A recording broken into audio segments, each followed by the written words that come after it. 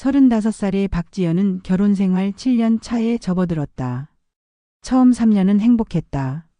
남편 김태준은 성실하고 다정한 사람이었고 대기업 재무팀에서 일하며 안정적인 수입을 가져왔다. 하지만 지난 2년간 모든 것이 변했다. 태준은 잦은 출장을 다니기 시작했고 집에 있을 때도 늘 피곤해했다. 지연을 향한 그의 눈빛은 더 이상 애정으로 가득 차 있지 않았다. 지연은 처음에는 단순히 직장 스트레스 때문이라고 생각했다. 하지만 밤늦게 오는 전화, 비밀번호가 바뀐 휴대폰, 설명할 수 없는 카드 사용 내역. 모든 정황이 불륜을 가리키고 있었다. 그러나 태준은 매번 그럴듯한 변명으로 의심을 피했다. 결정적인 순간은 지난 주말이었다. 태준의 양복 주머니에서 발견한 호텔 영수증과 낯선 여자의 립스틱이 묻은 손수건. 그날 밤 지연은 깊은 생각에 빠졌다. 7년의 결혼 생활, 그리고 그들이 함께 꿈꿨던 미래. 모든 것이 물거품이 될 수도 있다는 사실이 그녀를 괴롭혔다. 정말 이혼해야 하나? 지연은 자문했다. 그녀는 태준을 아직도 사랑했다. 하지만 더 이상 속고 싶지 않았다. 다음 날 지연은 대학 시절부터 친구인 서유미에게 전화했다. 유미는 몇 년 전 이혼을 경험했고 지금은 다시 행복한 삶을 찾은 상태였다. 내가 당시에 만났던 변호사가 있어. 정말 좋은 사람이야. 이름이 강도윤 변호사. 일단 상담이라도 받아봐. 지연은 유미의 조언을 따랐다.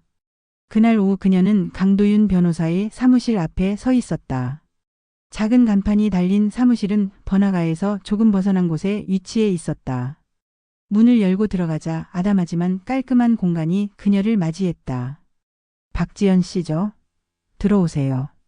저는 강도윤입니다.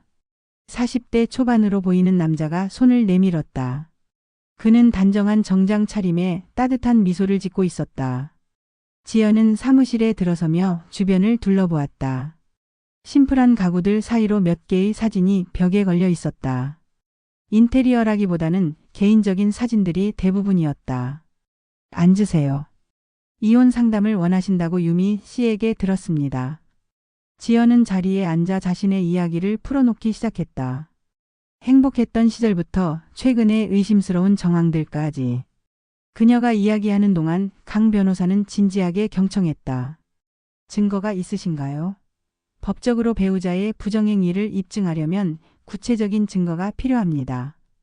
지연은 가방에서 호텔 영수증과 립스틱이 묻은 손수건을 꺼냈다. 강 변호사는 그것들을 살펴보더니 고개를 끄덕였다. 이것만으로는 부족할 수 있어요. 더 확실한 증거가 필요합니다. 전문 탐정을 고용하는 방법도 있고. 지연이 다음 질문을 하려는 순간 갑자기 벨소리가 울렸다. 강 변호사의 휴대폰이었다. 죄송합니다. 잠시만요. 강 변호사가 전화를 받기 위해 자리를 비운 사이 지연의 시선은 자연스럽게 사무실 벽면을 장식한 사진들로 향했다. 대부분 강 변호사와 낯선 사람들이 함께 찍은 사진이었다. 그러다 갑자기 그녀의 시선이 한 장의 사진에 고정되었다. 그 사진 속에는 웃고 있는 강 변호사와 그 옆에 지연의 남편 김태준이 있었다. 지연의 심장이 빠르게 뛰기 시작했다. 어떻게 이런 일이? 사진 속 두 사람은 마치 오랜 친구처럼 보였다. 팔짱을 끼고 활짝 웃고 있었다. 그것도 최근에 찍은 것처럼 보이는 사진이었다. 강 변호사가 통화를 마치고 돌아왔을 때 지연은 침착함을 가장하려 노력했다. 하지만 내면에서는 수많은 질문이 폭풍처럼 일고 있었다. 죄송합니다. 어디까지 이야기했었죠? 변호사님, 지연이 목소리를 가다듬었다. 저기 사진 속 남자분은 누구인가요? 강 변호사의 표정이 순간 굳었다. 그는 지연이 가리키는 사진을 바라보더니 미소를 지었지만 그 미소가 어색해 보였다. 아, 대학 동창입니다. 오래된 친구예요. 지연은 그 말을 믿지 않았다. 이건 단순한 우연일 수 없었다. 그녀는 천천히 일어나 가방을 챙겼다. 오늘은 여기까지 하겠습니다. 다시 연락드릴게요. 지연은 사무실을 나서며 머릿속으로 빠르게 생각을 정리했다. 친구가 소개해준 변호사의 사무실에서 자신의 남편 사진을 발견하다니. 이것은 분명 무언가 더 큰 일이 벌어지고 있다는 증거였다. 집으로 돌아온 지연은 곧바로 유미에게 전화했다. 유미야, 강 변호사가 정확히 어떤 경로로 너에게 소개됐었니? 내 이혼할 때 회사 동료가 소개해줬어. 왜? 무슨 일 있어? 지연은 상황을 설명했다. 사진 속 남편의 모습, 그리고 강 변호사의 미심쩍은 반응에 대해. 그건 정말 이상하네. 뭔가 있는 것 같아. 유미의 목소리에도 의심이 묻어났다. 통화를 마친 후 지연은 남편의 물건들을 더 자세히 살펴보기로 했다.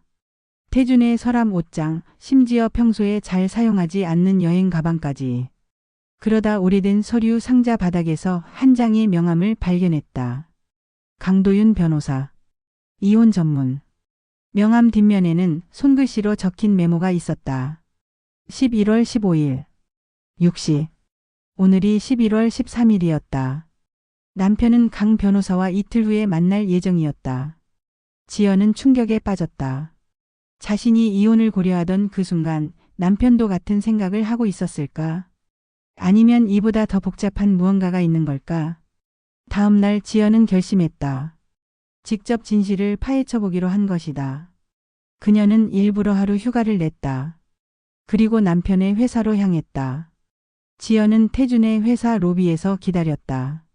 마침 점심시간이라 많은 직원들이 밖으로 나오고 있었다. 그 중에서 태준을 찾기는 어렵지 않았다. 하지만 놀랍게도 그는 혼자가 아니었다. 옆에는 낯선 여성이 있었다. 역시 외도였어. 지연의 가슴이 무너져 내렸다. 하지만 더 놀라운 것은 그 다음이었다. 두 사람이 향한 곳은 레스토랑이 아닌 강도윤 변호사의 사무실 건물이었다. 지연은 멀리서 두 사람을 따라갔다. 그들은 확실히 강 변호사의 사무실로 들어갔다. 지연은 건물 앞에서 한참을 망설였다. 직접 들어가 그들을 대면해야 할까? 아니면 더 많은 정보를 모아야 할까? 결국 그녀는 건물로 들어갔다. 하지만 사무실 문 앞에서 멈춰섰다. 안에서 이야기하는 소리가 들렸다. 계획대로 진행되고 있습니다. 박지연 씨는 이미 여기 왔었고 의심하기 시작했을 겁니다. 강 변호사의 목소리였다. 좋아, 그럼 다음 단계로 넘어가자. 우리에겐 시간이 얼마 없어. 이건 태준의 목소리였다. 증거는 충분히 확보했나요? 낯선 여성의 목소리가 들렸다. 거의 다 모았어. 곧 모든 것이 끝날 거야. 지연은 그 자리에 얼어붙었다. 무슨 계획? 어떤 증거? 이게 다 무슨 의미인가? 문이 갑자기 열렸고 지연은 그 자리에 서 있었다. 안에 있던 세 사람 모두 놀란 표정으로 그녀를 바라보았다. 지연 씨. 태준이 놀란 목소리로 말했다. 이게 다 무슨 일이에요? 설명해 주세요. 지연의 목소리는 떨렸지만 그녀는 강해 보이려 노력했다. 잠시 침묵이 흘렀다. 그리고 예상치 못한 사람이 먼저 입을 열었다. 바로 태준과 함께 있던 그 여성이었다. 박지연 씨, 저는 검찰청 특수부 소속 김미영 검사입니다. 그녀는 신분증을 꺼내 보여주었다. 그리고 이 사건은 단순한 불륜이 아닙니다. 지연은 혼란스러웠다. 무슨 말씀이세요? 들어오세요, 지연 씨. 태준이 부드럽게 말했다. 모든 것을 설명해 드릴게요. 사무실 안으로 들어간 지연은 세 사람의 이야기를 듣기 시작했다. 태준이 먼저 말을 꺼냈다. 지연아, 미안해. 난 내게 정말 고통을 줬어. 하지만 이건 다 널 보호하기 위한 거였어. 태준은 자신이 재직 중인 회사에서 벌어지는 대규모 횡령 사건을 우연히 발견했다고 했다. 그는 곧바로 검찰에 제보했고 김미영 검사와 함께 비밀리에 증거를 수집해왔다.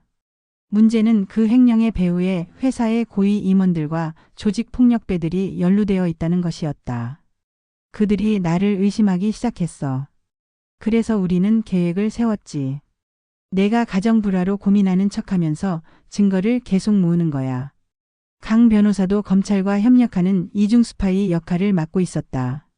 그는 의도적으로 유미를 통해 지연에게 접근했고 태준과의 관계를 의심하게 만들었다. 왜 나한테 진실을 말하지 않은 거예요? 지연의 목소리에 분노가 묻어났다. 너를 위험에 빠뜨리고 싶지 않았어. 이 사람들은 위험해, 지연아. 만약 그들이 내가 제보자라는 걸 알게 되면 너까지 위험해질 수 있어. 그러나 이제 상황이 바뀌었다. 범죄 조직이 태준을 의심하기 시작했고 지연을 미끼로 이용하려는 움직임이 포착된 것이다. 내일 마지막 증거를 확보하면 모든 것이 끝나요. 김미영 검사가 말했다.